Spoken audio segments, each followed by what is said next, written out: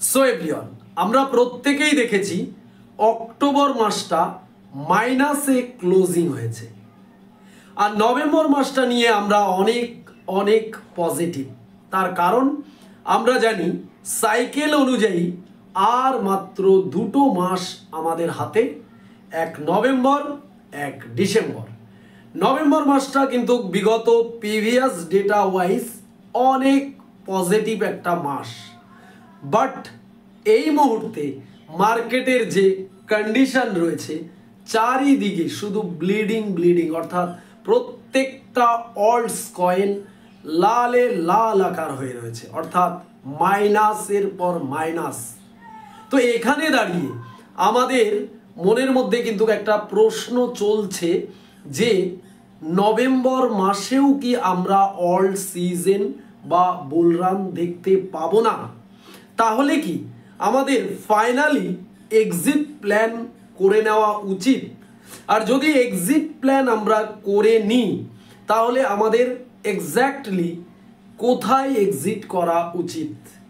Basically আমি আপনাকে exit করার কথা বলছি না।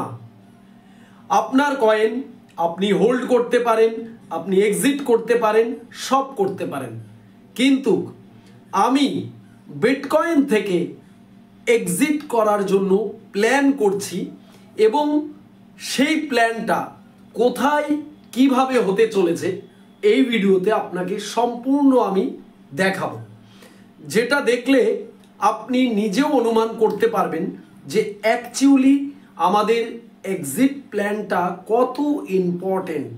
তার কারণ হয়েছে 26 সালে কি হবে না হবে সেটা পরের ব্যাপার। এটা স্টক মার্কেট নয়, এটা গোল্ড ইনভেস্টমেন্ট নয় যে লাগাতার 5 বছর 10 বছর ধরে বুলরান চলবে। এটা কিন্তু ক্রিপ্টো মার্কেট, এটা কিন্তু একটা সাইকেল ওয়াইজ হতে থাকে। তো সেই অনুযায়ী কিন্তু আমরা যদি সঠিক সময়ে এক্সিট প্ল্যান না করতে পারি তাহলে যতটুকু ফান্ড আছে সেটাও কিন্তু আমাদের শেষ হয়ে যাবে। তো আমরা নভেম্বর মাসটা মোটামুটি ভেবেছি যে ভালো একটা কিছু আমরা নভেম্বর মাসে দেখব। এই যে অক্টোবর মাসে আমরা 3% ওপরে কিন্তু মাইনাসে ক্লোজিং দিয়েছি। এবার নভেম্বর মাস হামেশাই আমরা দেখে এসছি ক্রিপ্টো ইন্ডাস্ট্রিতে, যত দেখবেন বুলরান গুলোতে কোনোদিনই নভেম্বর মাস কিন্তু রেড জোন থাকে না। অলরেডি 2.5% কাছাকাছি আমরা মাইনাস নভেম্বর মাস দেখতে পাচ্ছি। তাহলে অল সাইকেল অনুযায়ী নভেম্বর মাস সব থেকে গুড যাওয়ার কথা, তো সেখানে এখনো কোনো মুভমেন্ট আমরা নভেম্বর মাসে দেখতে পাচ্ছি না। তাহলে হাতে থাকবে ডিসেম্বর মাস। এই 2 মাসের মধ্যে যদি আমরা ক্রিপ্টো মার্কেটে কোনো বুমিং, কোনো অলস র্যালি যদি না দেখি তাহলে আমরা 26-এর কোনো প্রশ্নতেই যাব না। 26-এর ব্যাপার সম্পূর্ণ আলাদা। তার কারণ কি, বেসিক্যালি দেখুন আপনাদের একটু আমি ভালো করে বলি তাহলে আপনারা বুঝতে পারবেন। 26-এ আমরা যাব না এই একটি কারণে, তার কারণ হচ্ছে ক্রিপ্টো মার্কেট একটা সাইকেল ওয়াইজ চলে, ঠিক আছে? 4 বছরের একটা সাইকেলে ক্রিপ্টো মার্কেট চলে। সো সেখানে আমরা এই 2025 যদি আমরা পার করে দিই তাহলে সাইকেল এন্ড হয়ে যাচ্ছে, শেষ হয়ে যাচ্ছে। তো এর পরে 26 আমাদের জন্য রিস্ক হয়ে যেতে পারে। তো আমি মনে করি নভেম্বর যদি ঠিকঠাক না যায়, ডিসেম্বর ঠিকঠাক না দেখি, তাহলে অন্তত আমি নিজে একটা এক্সিট প্ল্যান তৈরি করেছি যে এই পজিশন হলে আমি এখান থেকে এক্সিট করে নেব। তো সেটাই আপনাদের সাথে আমি শেয়ার করতে চলেছি যে অ্যাকচুয়ালি কোন জিনিসটাকে আমি ফলো করছি। তো চলুন আপনাদের সেটা আমি একটু শেয়ার করে দেখাই, তাহলে আপনারা বুঝতে পারবেন যে অ্যাকচুয়ালি কি থেকে আমি এটা ইন্ডিকেট করছি। সো আমি চলে এলাম বিটকয়েনের চার্টে। বিটকয়েনের চার্টটাকে যদি দেখি তাহলে এই বিটকয়েনের চার্টটার মধ্যে কিন্তু আমি সেই রকম কোনো সাপোর্ট রেজিস্ট্যান্স কিচ্ছু রাখিনি। এখানে শুধু 3টে ইএমআই রেখেছি, moving average, 50 day, 100 day, 200 day. এবারে এখানে আমি একটা জিনিস বিগত প্রিভিয়াসেও ফলো করে এসেছি, এখনো সেটা ফলো করছি।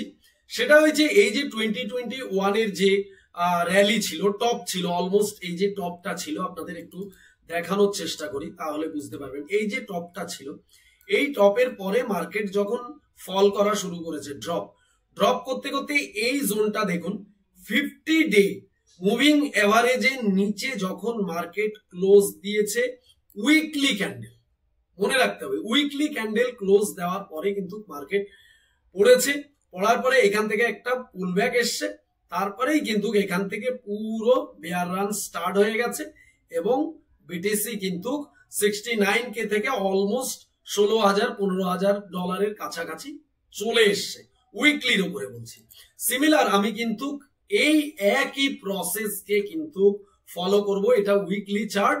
এখানে কিন্তু আমি এখন অপেক্ষায় রয়েছি এই 50 ডেজ মুভিং অ্যাভারেজের জন্য।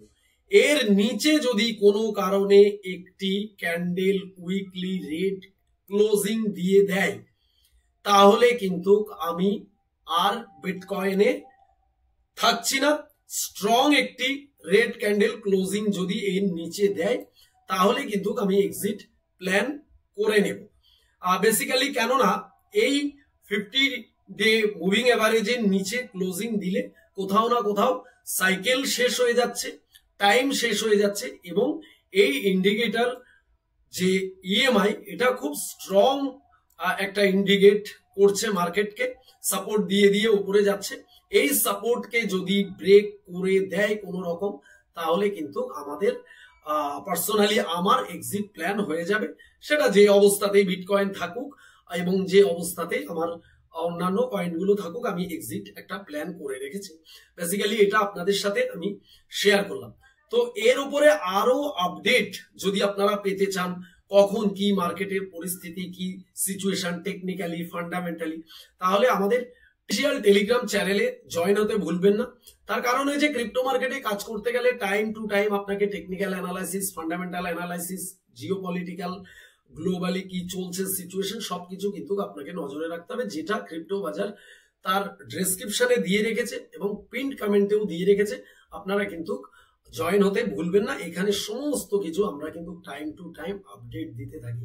আমি আজকে এর ভিডিওতে জাস্ট আমার এক্সিট একটা প্ল্যান আপনাদের শেয়ার করলাম।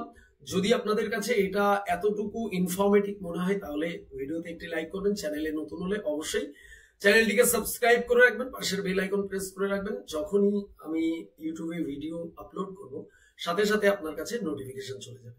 সো দেখা হবে নেক্সট ভিডিওতে। সবাই ভালো থাকবেন।